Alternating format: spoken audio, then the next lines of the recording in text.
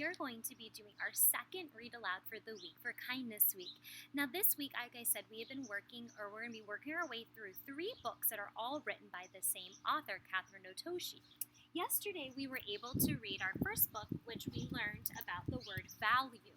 And we learned that everyone has value and brings something special and unique to every situation that they go to. So that was our book 0 yesterday. Now today, we are going to take a look at our next one in order, which is the number 1. But before we jump into number 1, we're going to be watching a quick video that is on our screen, because this book is going to be highlighting 2 new words for a lot of us, and I want to make sure that we are aware of what these words are before diving into our book. So you'll see behind me I've written the 2 words. The 2 words are bystander and upstander. And these 2 words are really important because one is something that I hope we aren't doing much of as first graders, and one, I really want to push us to become one of these characteristics. And I want everyone to think about upstanders, and that's what we're going to be learning about in our video here. So let's go ahead and take a look at our bystander and upstander video.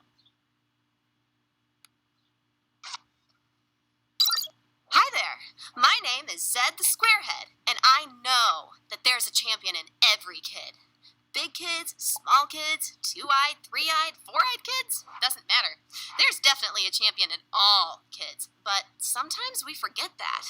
Sometimes a kid will try to feel cool or strong by choosing to be mean to those who are smaller or weaker than them. They might pick on people who can't do or say anything back. They might do it over and over too. Have you ever seen that happen? Well, that kind of behavior is called bullying, and it's not cool. And so I'm sure many of us have heard about the word bullying. And bullying is where you do something that is disrespectful, it's mean, and it's hurtful to someone over and over again, knowing that what you are doing is not the right choice. But you can do something to stop bullying as it's happening. If you know a few tricks, then you can actually choose to stop the meanness right in its tracks. You can choose to stand up to bullying, and you can be an upstander. Pay close attention. So an upstander, and I can write on our board over here, an upstander is somebody who stands up to a bully. I actually have to stand up for this one.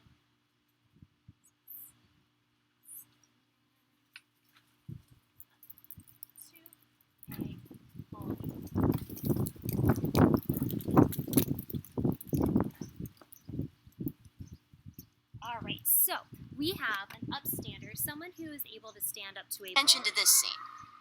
Here's the playground, and here's the bully who's trying to feel cool by picking on this guy, Tar.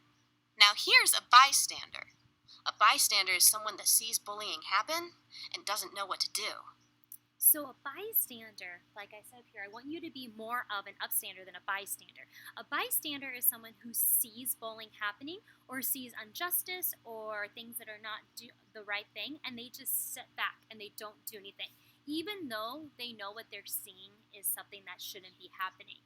But they don't want to get involved. So a bystander, gotta stand up again, is someone who stands by and lets bullying happen.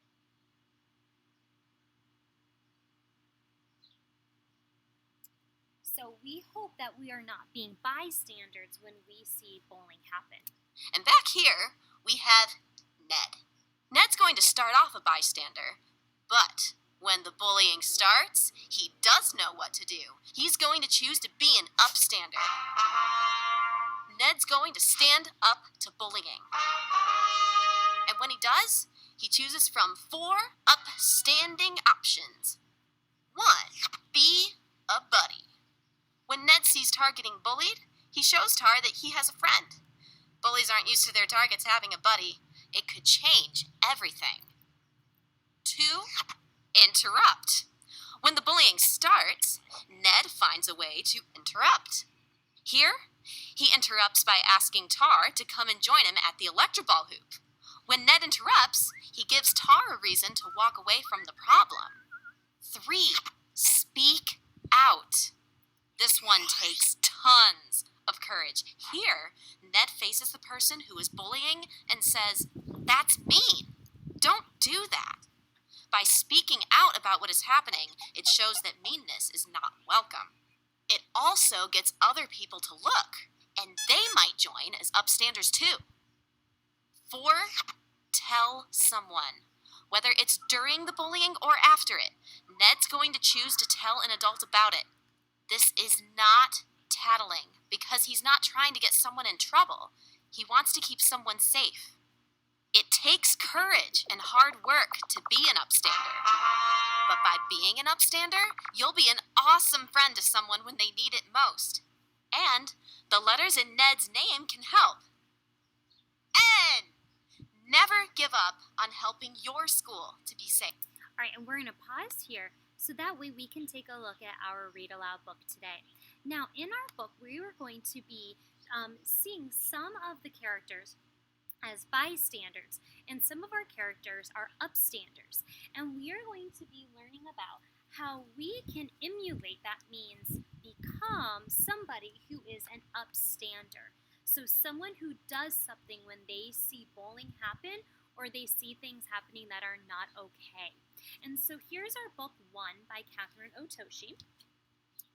And again, she signed our book for us, which is really special. So let's go ahead and get started. So it says, blue was a quiet color. He enjoyed looking up at the sky, floating on the waves, and on days he felt daring, splashing in rain puddles. Every once in a while, he wished he could be more like yellow, or bright like green, or regal like purple, or outgoing like orange, but overall, he liked being blue, except when he was with red. Oh man, sorry for sprite. The wind, so windy.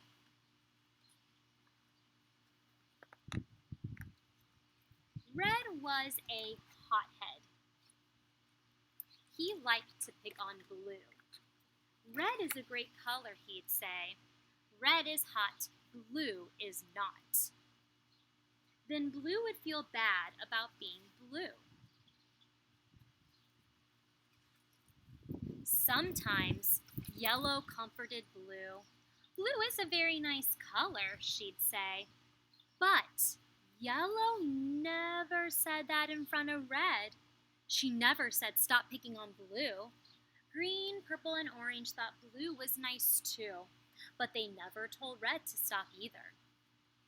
So in our book, I'm hearing a lot of similarities between what we saw in our video and then what we are talking about with bystander and upstander. So I'm hearing that blue is being picked on by the color red, and red saying that they're so much better than the color blue.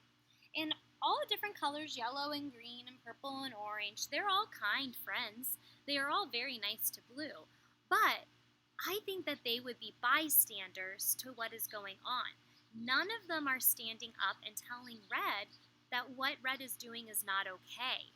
And so none of our characters are being upstanders. They're all being bystanders. Every time red said something mean and no one spoke up, he got bigger and bigger and bigger. Soon, red grew so big that everyone was afraid of him. No one dared stop him. Red picked on all the colors. Then everyone felt a little blue. So now you can see, because none of these colors spoke up and were upstanders, now red is starting to be mean to all the different colors. Until one came. He had a different shape with bold strokes and squared corners. He was funny. He made the colors laugh. Red saw this and got very hot. Stop laughing, he told yellow. Stop laughing, he told green. Stop laughing, he told purple and orange, and they did. Red rolled up to one. "Stop laughing," he told him. But one stood up straight like an arrow and said, "No." Red was mad, but one wouldn't budge, so Red rolled away. One turned to the colors and said, "If someone is mean and picks on me, I, for one, stand up and say no." Then Yellow felt brave and said, "Me too." Green agreed and said, "Me 3." Then Purple became 4 and Orange became 5. Blue saw the colors change, and he wanted to count. Red grew red hot. He felt left out. He grew hotter and hotter and hotter. Red raced over to Blue and said what he always did. Red is hot, blue is not. But this time, Blue stood up tall and became 6. Red can be really hot, he said, but blue can be super cool. So I'm going to pause here really quick, first grade, because I'm curious of which of our characters do you think is the upstander in our story? Go ahead and say it. Yeah, I would agree that one is the upstander. One was the character who went up to Red and said, "What you're doing is not okay." And then through his bravery of standing up to the color red, all the other colors felt that they could start to stand up and say what Red was doing wasn't okay. Sometimes it takes just one brave person to start to make a difference. Well, Red blew a fuse and tried to roll over 6. But everyone took a stand and said, "No." 1, 2, 3, 4, 5, 6. Seeing them standing tall made Red feel very, very, very small. Then Red turned even redder and began rolling away. Blue called out, "Can Red be hot and Blue be cool?" Red stopped in his tracks. "Red can count too," said one. Red rocked and rolled and turned into 7. "Everyone counts," they shouted. Then Red laughed and joined the fun. Sometimes it takes just one. So in our book today, we illustrated the idea of a bystander versus an upstander.